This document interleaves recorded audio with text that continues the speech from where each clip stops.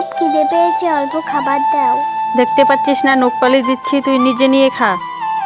ইস কি গরম, হাতটা পুড়ে গেল, এখন খাবো কি করে?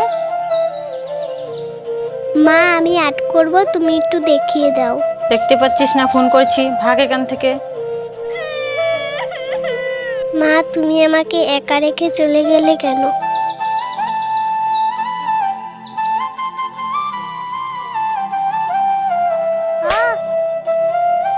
কি ব্যাপার, মায়ের কি হলো?